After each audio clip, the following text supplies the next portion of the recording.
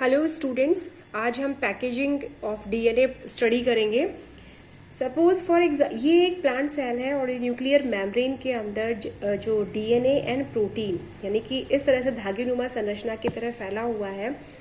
और ये जो धागेनुमा संरचना है इसे हम क्रोमेटीन कहते हैं, which is a thin thread like structure and which is made up of DNA and protein. अब क्या है कि it's a complex structure and अब सबसे इम्पॉर्टेंट चीज़ है कि धागेनुमा संरचना अगर ऐसे है तो इसका ना तो हम इसको सेपरेट आउट कर सकते हैं, ना इसका जो है रेप्लिकेशन वगैरह सारा होना जो है वो मतलब इसका रेप्लिकेट होना बहुत इंपॉर्टेंट है और उसके बाद जो है डिवीजन होना बहुत इंपॉर्टेंट है।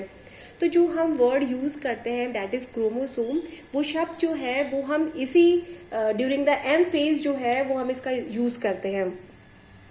तो जो डीएनए एंड प्रोटीन से बना हुआ जो क्रोमेटीन स्ट्रक्चर है जो कि धागेनुमा संरचना में है वो कंडेंस्ड होता है और कंडेंस्ड होकर के क्रोमोसोम बनाता है which occurs in a M phase. अब ये जो डीएनए और जो प्रोटीन है, अब ये किस ऐसा कोई सिस्टम होता होगा जिससे इनकी पैकेजिंग होती है, जिससे ये क्रोमोसोम में कंडेंस्ड चेंज होते हैं। तो वो जो पैकेजिंग सिस्टम है विच इज वेरी स्पेसिफिक। यहाँ पे डीएनए के अलावा जो है वो प्रोटीन्स भी प्रेजेंट होते हैं। मैंने आपसे कहा क्रोमेटीन जो है वो डीएनए और प्रोटीन से मिलकर बना हुआ होता है। तो हिस्टोन एंड नॉन हिस्टोन जो प्रोटीन इसमें प्रेजेंट होते हैं और जितना भी प्रोटीन जो है उस डीएनए उस क्रोमेटीन में जितना प्रोटीन होता है उतना ही जो है वो डीएनए प्रेजेंट होता है, मतलब इक्वली दे आर प्रेजेंट। तो जो प्रोटीन है उसमें जो हिस्टोन और नॉन हिस्टोन में हिस्टोन जो होता है वो बेसिक प्रोटीन है। बेसिक का मतलब यहाँ पे बेस है, जो बेसिक इन नेचर, और वो एच आर के हमने एब्रीवेटेड फॉर्म लिखा है histidine, arginine and lysine which are a basic amino acid. और उसमें से ये आर्जिनिन, आर फॉर आर्जिनिन और के फॉर यहाँ पे लाइसिन को जो है वो डिनोट करता है। तो आर्जिन एंड लाइसिन से जो है ये बनते हैं। ये जो हिस्टोन है इटसेल्फ जो है वो टू टाइप्स का होगा, एक रेप्लिकेशन डिपेंडेंट हिस्टोन होता है और second one is replication independent histone. तो जो रेप्लिकेशन डिपेंडेंट हिस्टोन होगा वो ड्यूरिंग द एस फेज यानी सिंथेसिस फेज के दौरान ही बनता है। H1, H2A, H3, H2B, H3 and H4। ये जो है इस तरीके की इसके अंदर ये जो 5 जो है वो ट्रांसक्रिप्ट प्रेजेंट होती है, 5 तरीके के प्रोटीन्स इसमें प्रेजेंट होते हैं। एस फेज में बनता है which is known as synthesis phase. और ये किसी भी सेल का ये अपने आप से कमिटमेंट होता है कि अगर वो सेल जो है एस फेज में जाती है तो इसको it has to be divide, मतलब उस सेल को डिवाइड होना ही होगा क्योंकि वो जितना भी जेनेटिक मटेरियल है उसका वो डुप्लीकेशन कर चुकी होती है।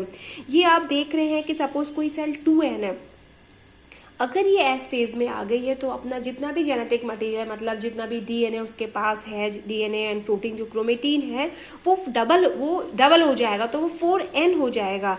एंड देन सपोज माइटोसिस है तो ये 2n के अंदर डिवाइड हो जाएगा। तो जो H1 जो H2A, H1, H2A, H2B, H3 and H4 जो होते हैं वो एस फेज के दौरान जो है फॉर्मेशन होता है and they show variations between the. तो इसमें H3 एंड H4 जो होते हैं दे आर हाईली कंजर्व्ड, मतलब इवोल्यूशन के दौरान भी इनके सीक्वेंसेस में कोई चेंजेस नहीं आया, they are more conserved. And जो H1 होगा दे शो वेरिएशन, मतलब उनके अंदर जो है वो बिटवीन द स्पीशीज जो है उनकी H1 की सीक्वेंसेस में थोड़ा सा वेरिएशन जो होता है वो प्रेजेंट होता है। सेकेंड चीज है कि जो रेप्लिकेशन डिपेंडेंट जो हिस्टोन्स होते हैं, जितने भी प्रोटीन बनते हैं उनके अंदर पॉली ए, मतलब उनके अंदर बहुत सारे एडेनिन करके लास्ट में टेल बनती है, वो टेल जो होती है वो इसमें एब्सेंट होती है। The second one is the replication independent histones होते हैं एंड इनकी खासियत ये होती है कि ये जो भी प्रोटीन बनते हैं जैसे इनके अलावा जो प्रोटीन हिस्टोन्स में इस्तेमाल होते हैं वो रेप्लिकेशन इंडिपेंडेंट हिस्टोन्स कहलाते हैं and they synthesized throughout the cell cycle. मतलब वो ऐसा नहीं कि वो एस फेज में ही बन रहे हैं, वो आपके G1 में बन रहे हैं, G2 में बन रहे हैं। मतलब जैसे कि एग्जांपल है इसका H3.3। तो ये वाला जो हिस्टोन है ये तो यहाँ बन रहा है H3, पर ये वाला जो हिस्टोन है this is differ from the H3। ये H3 से डिफर है और इसके अंदर 4 अमाइनो एसिड रेजिड्यूज जो होते हैं वो डिफरेंट होते हैं H3 से। ये भी इस दौरान ही बनता है किस दौरान? Synthesize throughout the cell cycle. And इसके अंदर जो पॉली ए टेल होती है वो इसके अंदर प्रेजेंट होती है। हिस्टोन्स जो होते हैं, अब ये दो तरीके के हिस्टोन हो गए, जो कि रेप्लिकेशन इंडिपेंडेंट होते हैं और एक रेप्लिकेशन डिपेंडेंट होते हैं। तो जितने भी हिस्टोन्स होते हैं they are first and most basic level of chromosome organisation. मतलब जो भी क्रोमोसोम का, जब मैंने अभी कहा ये कॉम्पैक्ट फॉर्म में कन्वर्ट होंगे, जो क्रोमेटिन नेटवर्क है वो क्रोमोसोम फॉर्म में कन्वर्ट होगा। तो जो फर्स्ट स्टेज जब उसमें कन्वर्जन हो रहा होता है, जब इसमें और पैकेजिंग हो रही होती है, वो पैक धीरे धीरे करके, वो जैसे हम ही समझते हैं, हम कपड़ा समेटते हैं, तो एक कपड़ा है लंबा सा, फिर उसको हम समेट रहे हैं, उसको फोल्ड करें, तो वो जो फोल्डिंग की पहली स्टेज है वो जो है वो न्यूक्लियोसोम कहलाती है। And which is the unit of a chromatin, जो पैकेजिंग है उसकी यूनिट होगी, and which is described by R Kornberg. तो जो आपके हिस्टोन्स होते हैं, जैसे कि H1 की बात नहीं कर रहे हैं, लेकिन जो कोर हिस्टोन है जो सेंटर में प्रेजेंट होता है, H1 को हटा दीजिए, तो H2A, H2B, H3 and H4, इसकी डबल इसकी दो कॉपी होगी, तो डेफिनेटली ये ऑक्टामर, 4 है तो डबल हो जाएगा, तो ये ऑक्टामर। तो जो ऑक्टामर होता है वो इसका कोर हिस्टोन होता है, जिसके चारों तरफ डीएनए जो होता है वो लिपटता है, उसकी रैपिंग होती है। और ये जो H2A, H2B, H3, H4 जो चारों प्रोटीन्स होते हैं वो basic amino acid, specially lysine and arginine जो होते हैं उनसे बने हुए होते हैं। और चूंकि इनका पॉजिटिव, क्योंकि ये बेसिक अमाइनो एसिड्स हैं, इसलिए ये पॉजिटिवली चार्ज होते हैं। They are neutralised by negative charge of DNA. तो डीएनए जो है उसके नेगेटिव चार्ज से ये न्यूट्रलाइज हो जाते हैं। और जो डीएनए है, सपोज इस तरह की स्ट्रक्चर है, तो इसमें जो ये सेंटर में आपको दिखाई दे रहा है, दैट इज,